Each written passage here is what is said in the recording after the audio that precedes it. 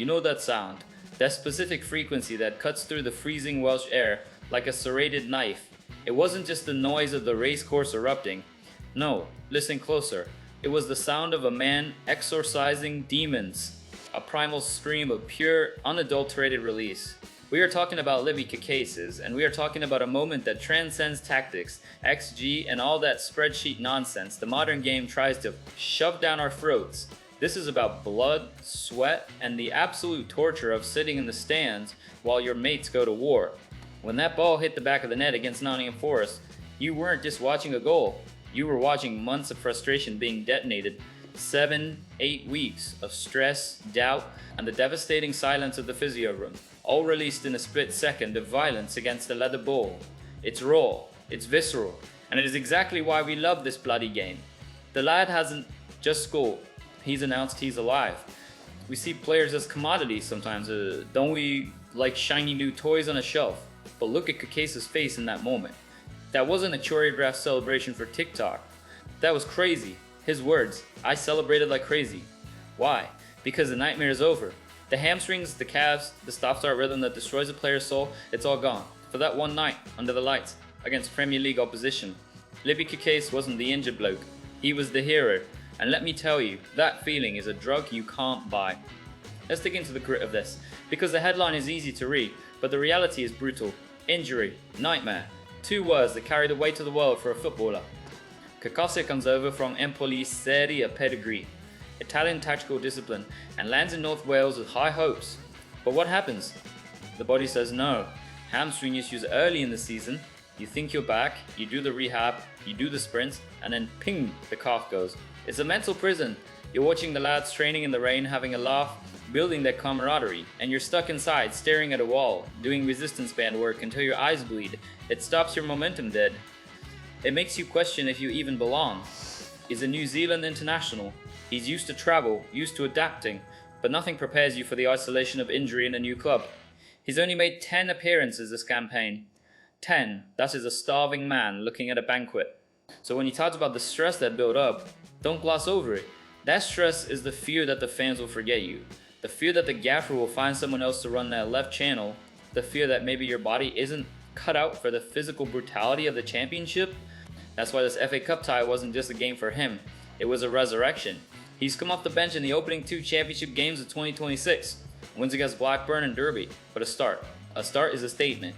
A start means the medical team trusts you, the manager trusts you, and you have to trust yourself.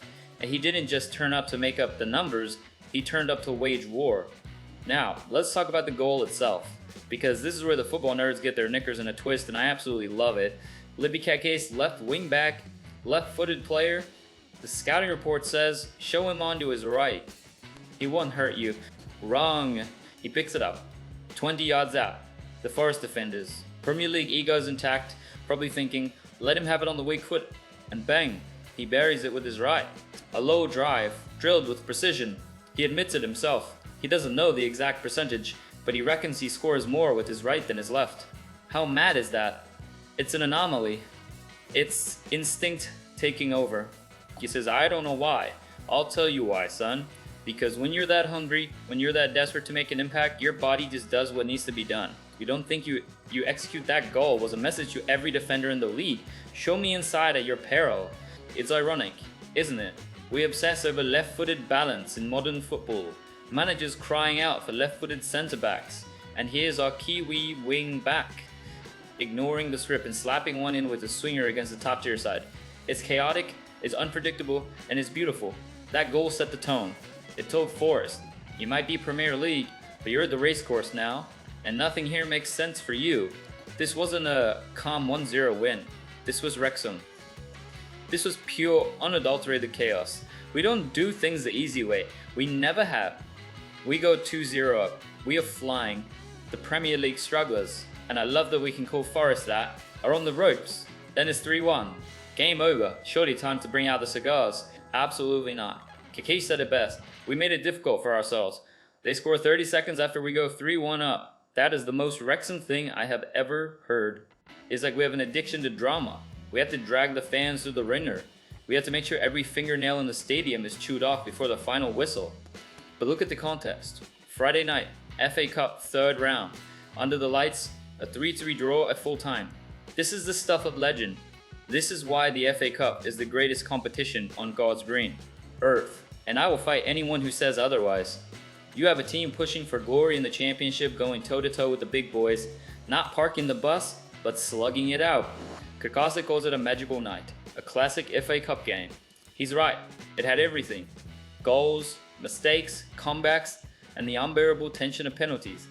And for a player who has been stuck on a treatment table, to be in the center of that hurricane, to feel the electricity of a penalty shootout win that heals you faster than any ice bath or ultrasound machine ever could.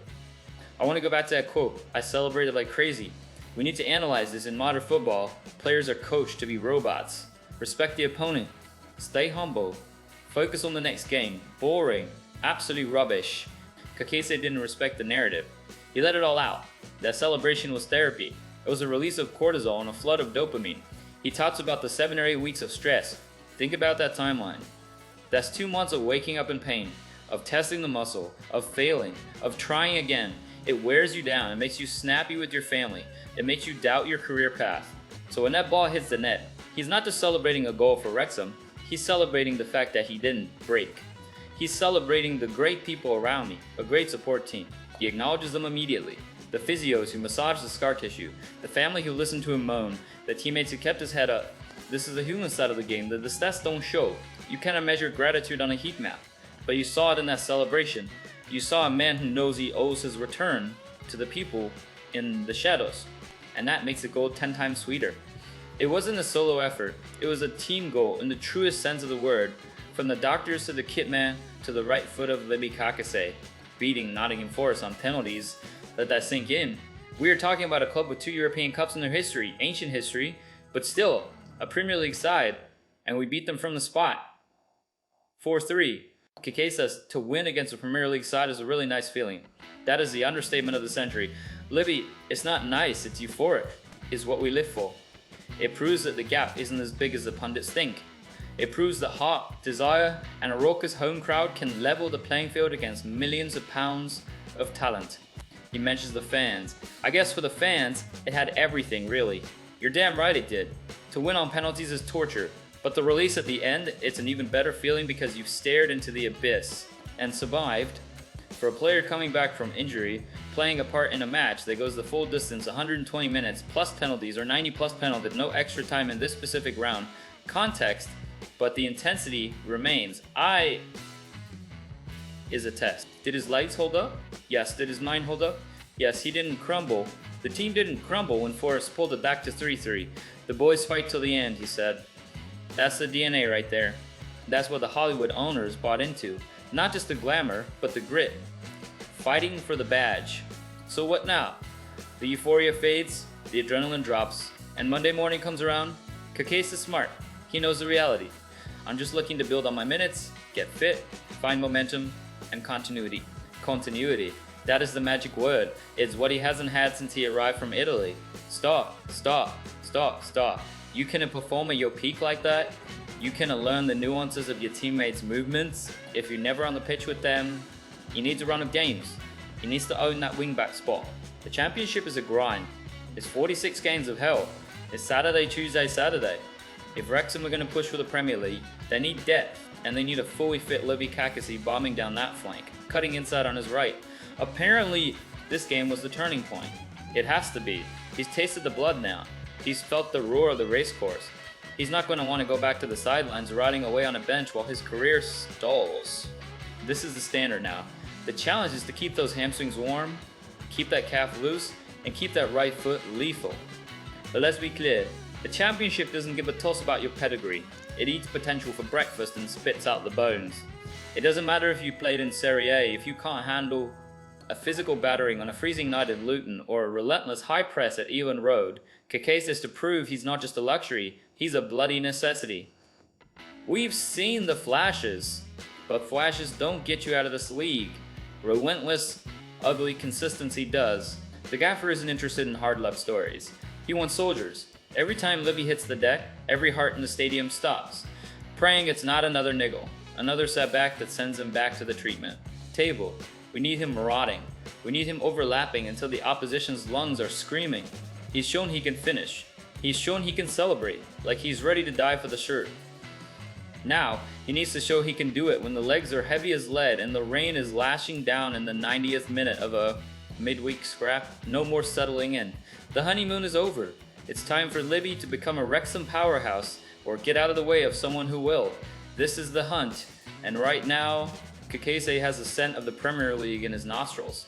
He better not let go. Here's the bottom line. Wrexham are in the 4th round of the FA Cup. They scalp a Premier League team, and they have effectively signed a new player in January without spending a penny, because a fit and firing Libby Cacace is an asset any team in the Championship would kill for. He's been through the ringer. He's had the nightmares, but Friday night was the dream. He fought for the badge, he fought for his teammates, and everyone around the stadium saw it. That's all we ask for. We don't demand Messi-like skills every week though, the goal was decent. We demand sweat. We demand passion. We demand that you care as much as we do. Cacace cares. You could see it in his eyes. You could hear it in his voice. The injury nightmare is in the rearview mirror. The road ahead is open. The Red Dragons are breathing fire. And the Kiwi is leading the charge. Forest didn't know what hit them. And if he stays fit, the rest of the league won't know what's coming either. Up the town.